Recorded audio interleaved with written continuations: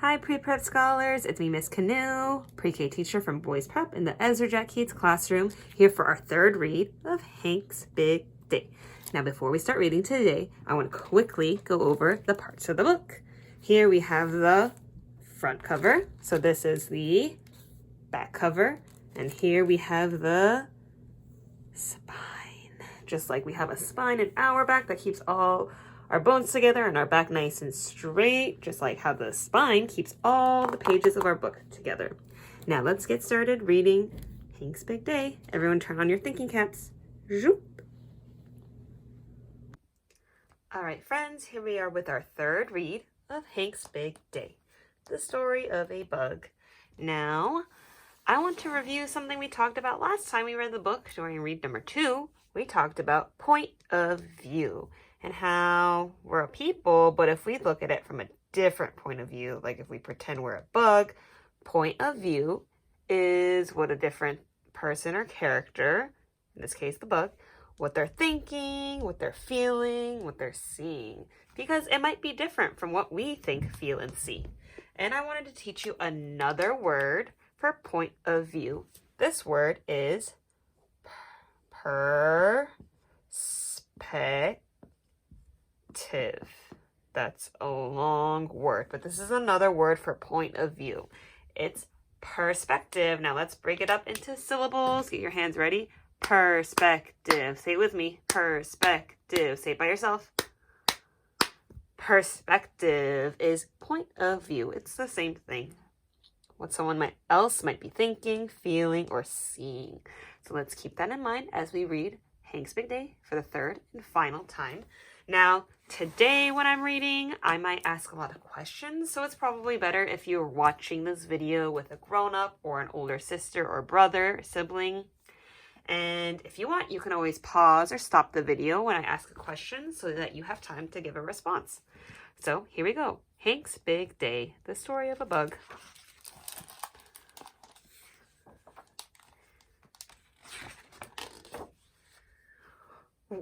What's here? A big rock. Who lives in this rock? Hank. And what kind of bug is Hank? That's right, a pill bug crawls out from under. Hank shimmies through the tall grass, nibbles on a dead leaf. Do you remember what comes next? Who does Hank see in the following page while he's walking through the grass? Now, can you tell whoever you're watching this video with, what do you see happening first? And then what do you see happening second, in the middle? And then what do you see happening last? Who does Hank pass by last? Yikes! Who does Hank see here? Grasshopper, that's right. In the big, tall grass. I think this is their habitat. They live in the grass in the garden. Just like we were learning in Animals at Home, habitat is where a living thing lives. So it looks like Hank is a little scared or maybe surprised. He might even be terrified. Can you say terrified with me? And what's happening here? And what is Hank's perspective of this stick? Because I know from my perspective, from far away, if I was a person looking at this rock, this stick looks really small. But what's Hank's perspective? Or his point of view? Then he curls up in the tall grass. Do you remember another word, another name for a pill bug? Like we saw in our book. There's a bug in my book. I remember. It said, oh, here are the pill bugs. Another name for pill bugs is a roly-poly. Remember our little roly-polies that were rolling along? So that's what Hank is. It looks like he's curling up. And here, he's on the sidewalk. He looks both ways. What happens next? Do you think it's safe for Hank to be on the sidewalk? What do you think his perspective is? I'm also looking at this picture. What do you think his perspective is of this grass? What is his point of view of the grass?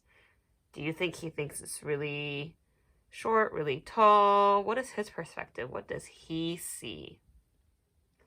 Because I know when I go outside and I see grass, it looks really short to me. It's on the ground, it's really short. But compared to Hank, it looks really tall.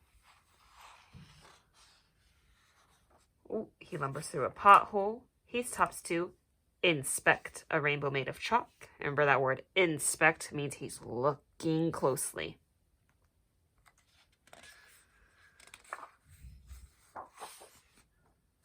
He climbs on top of a bottle cap, a slippery round thing. And then what happens?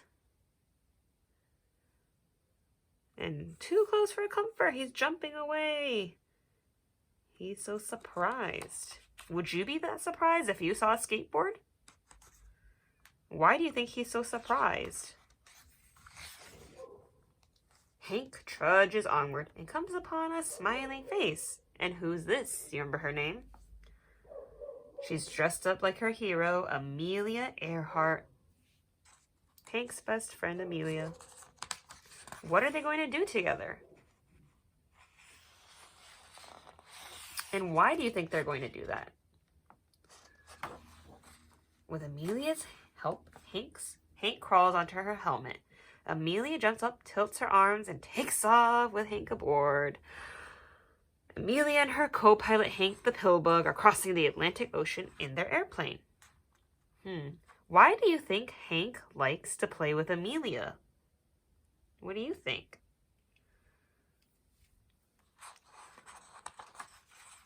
Why do you like to play with your friends at school? Maybe you have fun together. Maybe that person makes you happy. Maybe they help you see things from a different perspective or a different point of view. Together, they run around the front yard. An amazing view of the world. Now, do you think Hank could see all of this if he was on the ground? If he was back in the grass? If he was on his stick? I mean, if we go back, remember the climbing up the stick and up that hill? That was pretty high up for him. Do you think he could see all of this from his rock? And why do you think that? Amelia and Hank zip through the side yard. Amelia's dog is fast asleep in her doghouse. So they're playing, and what do they end up doing? They run across the yard and down the driveway. Amelia's brother Aaron is playing with his army guys.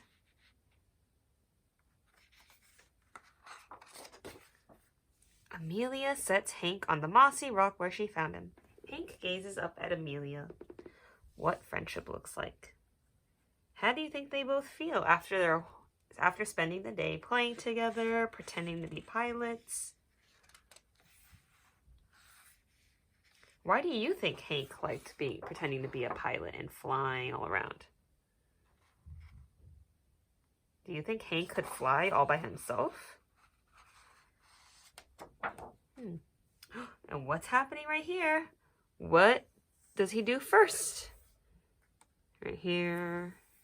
And then what does he do in the middle of this page? Then what does he do last? And I have a tricky question. What do you notice happens with the colors of the pictures as you go from first to middle to last? To me, it looks like it's a little bit brighter, and then the colors get warmer, and then it looks like it's all blue, like it's kind of dark down here. Why do you think it's so dark down here?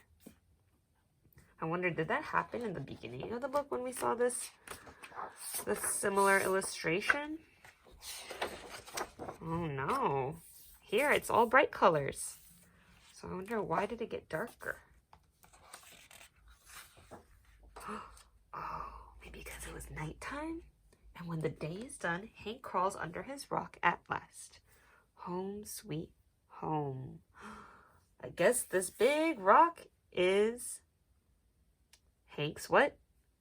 Habitat, where he lives. What kind of habitat do you live in? Is it the same? What do you think Hank does under that rock? Do you think that's comfortable for him? Do you think he likes it there? Do you think you'd like to sleep under a rock? I don't know. It doesn't sound so comfortable for me, but I think that's where Hank likes to live. And remember, because insects don't have any bones inside their body, because their outer shell is very hard and crunchy, so they have an exoskeleton. So maybe his outside bones keep him safe from getting squished by the rock. So now I want us to think about point of view, how Hank was thinking, feeling, seeing, or what he was thinking, feeling, seeing from his perspective. So I want us to turn on our thinking brains, warm them up. And how did Hank change his perspective? How did he change his thinking, his feeling, his seeing? How did he change his perspective in the story? What do you think? And if you want, you could even get a piece of paper. Right now I have this leftover green paper. I pretended was grass from earlier, but you could just use a plain white sheet of paper. And you could leave a space at the top to write your name. Then you could make a big rectangle in the middle of the paper where you could draw a picture. And then maybe you could draw some lines down here, and you could try to write some words about your picture.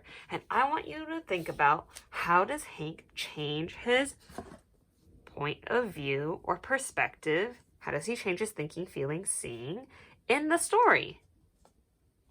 And once you thought about that, draw a picture, write some words. Then you could take a picture of your drawing and send it to your teacher, because we'd love to see what you thought of the story. See you next time.